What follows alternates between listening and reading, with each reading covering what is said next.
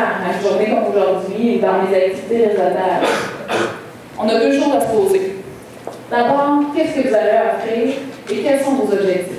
La conférence s'appelle l'art du réseautage, donner pour mieux recevoir. Mais qu'est-ce que vous avez à offrir ou qu'est-ce que vous avez à donner à un employeur? C'est ça qui est important. Vous n'arrivez pas dans la boutique en disant, bon, on va aller voir qu'est-ce qui saute. Je pense qu'il y a des offres qui sont affichées, je vais aller voir.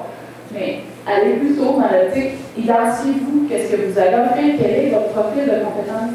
Qu'est-ce qui vous fait triper? Pourquoi vous avez choisi ce domaine-là? C'est quoi vos intérêts, vos valeurs? Et ça, pour vous aider à vous préparer, vous avez deux outils. D'abord, votre CV.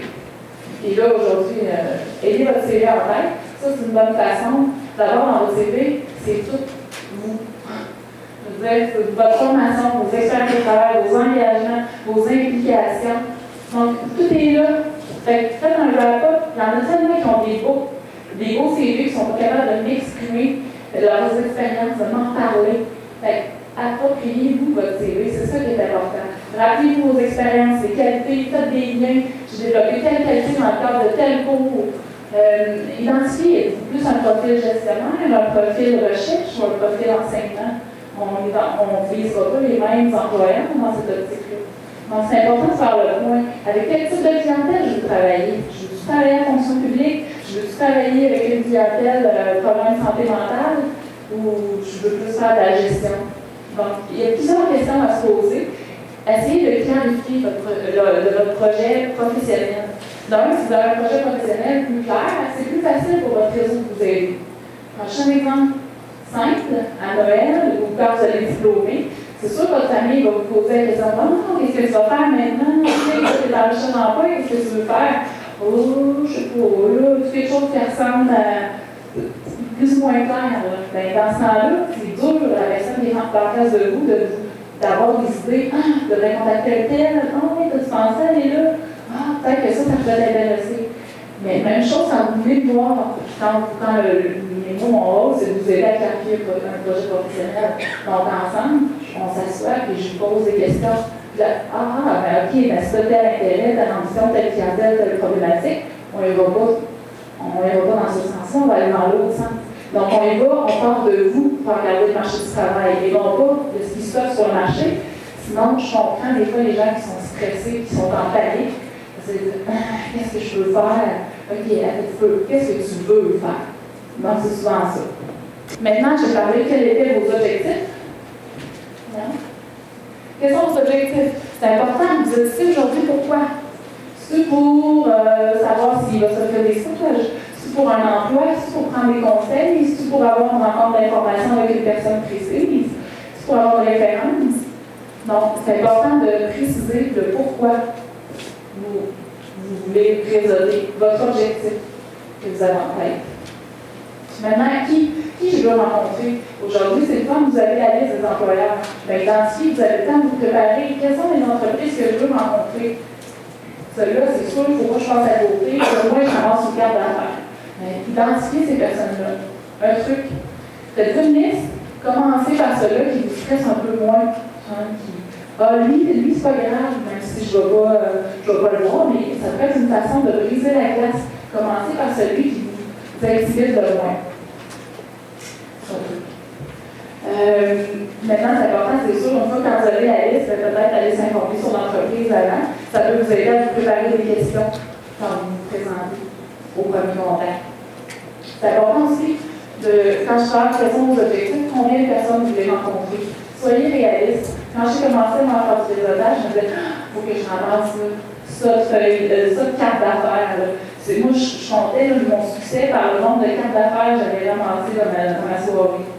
Mais non, moi je vous dis, c'est pas le nombre de contacts qui est important, mais c'est bien la qualité du contact que vous allez avoir eu. Donc, si votre objectif c'est 2, ça sera deux bons contacts. Que vous avez une carte d'affaires avec laquelle vous pouvez faire un suivi par la suite. Maintenant, des trucs pour contrer la timidité. Moi, mon truc, j'y allais à 2. J'y allais à 2. Ça peut être une façon de faire. Moi, ce que je vous propose aussi, c'est que si vous connaissez personne, aborder une personne qui est seule. Je vous explique, pour avoir fait en masse de kiosques, c'est un peu plate quand tu es en arrière de la table et qu'il n'y a personne qui vient te voir. Tout ce que tu attends, c'est quelqu'un qui vient te voir. Fait qu'ils sont là pour vous voir, vous rencontrer, vous informer, puis échanger. Donc, de toute façon, allez vous présenter une personne qui est seule à sa table. Joignez-vous à un groupe. Les duos, plus ou moins, lorsque les personnes sont en conversation, peut-être moins. Lorsque vous avez 3 ou 4 personnes, puis le représentant parle à ces 3 ou 4-là, ben, joignez-vous tranquillement au groupe. C'est pas de prendre des clients et vous en aller à la course. Maintenant, vous pouvez vous joindre au groupe, puis tranquillement, je suis sûre qu'il va s'en joindre d'autres personnes aussi, vous allez avoir l'information. Donc ça, c'est un truc. Offrir vos services comme bénévole pour l'activité. Aujourd'hui, évidemment, il est peut-être trop tard, mais pour d'autres activités, ça peut être une façon aussi de rentrer en contact avec les employeurs. Ça, c'est le fun. Je pense juste au Carrefour de l'emploi qui est en septembre. On va commencer déjà à recruter les bénévoles. Donc ça, c'est génial. C'est vous aider l'employeur de la fonction publique à monter son kiosque. Vous êtes là à titre de bénévole professionnel. Donc, le statut est différent, donc vous pourriez être plus à l'aise aussi. C'est un truc. Demandez aussi aux organisateurs de vous présenter. Comme moi, par exemple, ou s'il y a des conseillers en emploi à la table d'accueil, vous y allez voir, mais je voudrais m'informer, je ne sais pas si monsieur un tel ou telle entreprise est là, est-ce que vous pourriez me présenter ou m'introduire. Donc ça peut être intéressant, ça peut être dans d'autres événements aussi, que vous connaissez les gens. Ben, je ne sais pas, vous n'avez jamais été dans une jeune chambre de commerce, par exemple, puis vous savez que votre chum est membre, ben, vous y allez avec elle, mais elle va vous présenter, elle va vous introduire aussi, ça peut être un truc. On parle de vous, là, on ne peut pas partir de d'autre chose que de vous, que de vos expériences, de vos motivations. Ben, c'est ça qu'il faut axer là-dessus. Comment débuter une conversation? Ben, c'est sûr, tout ce qui est l'attitude. L'attitude, c'est immanquable. C'est sûr que dans un kiosque, on va donner beaucoup de temps à une personne qui est très sympathique et une personne qui est à l'écoute. Donc, votre premier contact, moi je vous propose, vous arrivez vers la table, une bonne poignée de main, un regard dans les yeux, vous présentez votre programme, dans quel programme vous êtes. Et vous posez une question. Ça peut être par rapport à une compétence recherchée. J'ai vu que vous cherchiez un poste, j'ai vu qu'il y avait beaucoup de postes de psychologue affichés. Donc, quelles sont vraiment les compétences? Qu'est-ce que vous cherchez sur un candidat idéal, par exemple? Quelles sont les possibilités de carrière dans votre entreprise? J'ai vu que vous aviez plusieurs succursales. Il y en a combien au Québec? Intéressez-vous.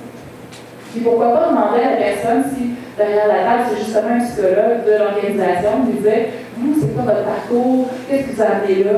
Qu'est-ce qui vous a attiré vers cette entreprise-là? Ça peut être une façon aussi d'explorer et de vous informer.